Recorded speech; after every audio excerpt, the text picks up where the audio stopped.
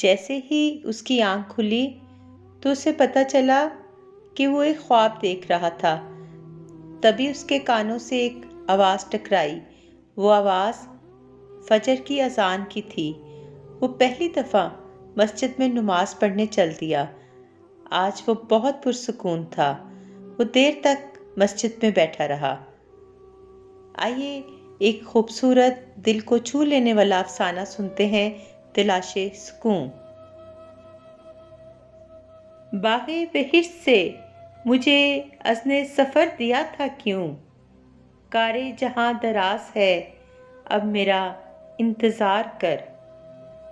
مسجد اس کے گھر کے بالکل قریب تھی۔ جب بھی اذان ہوتی تو ایسا لگتا جیسے اذان اس کے گھر میں ہو رہی ہو، مگر وہ اپنے کام میں اس طرح مگن رہتا تھا کہ اسے اذان جیسے سنائی ہی نہ دیتی تھی۔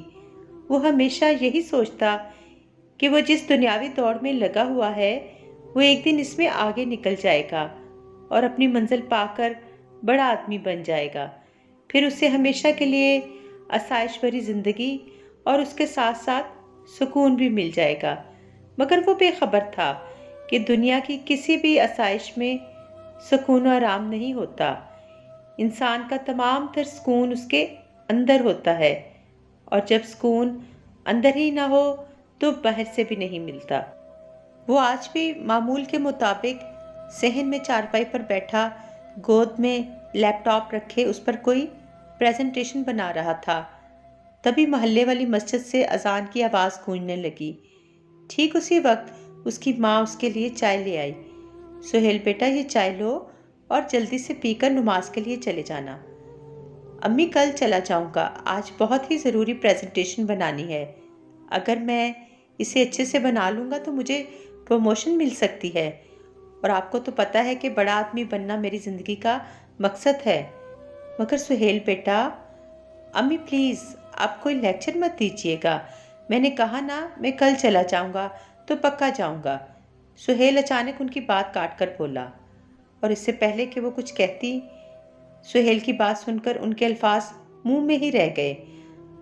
وقت گزرتا گیا، اس کی ماں کا بھی انتقال ہو گیا، اور وہ ہر روز اپنے کام میں یوں ہی مصروف رہا۔ نماز کے لیے ہمیشہ ٹال دیتا کہ کل چلا جاؤں گا۔ آخر کار وہ ایک دن بڑا آدمی بن گیا۔ اسے دنیا کی ہر آسائش مل گئی، مگر اس کے ساتھ ساتھ اس کی دوڑ اور بھی بڑھ گئی۔ اس وجہ سے اسے سکون و آرام کبھی میسر ہو ہی نہیں سکا۔ ایک رات وہ تنہا اپنے کمرے میں بیڈ پر لیٹا لیپ ٹاپ پہ آفس کا کوئی کام کر رہا تھا۔ وہ کام کرتے ہوئے ایک گہری سوچ میں پڑ گیا۔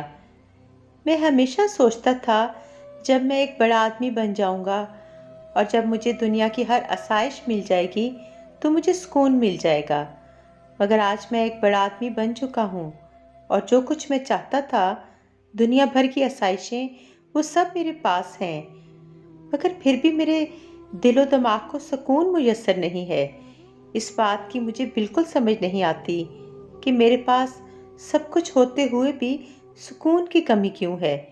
یہ سوچتے ہوئے اسے کب نیند آ گئی اسے پتہ ہی نہ چلا۔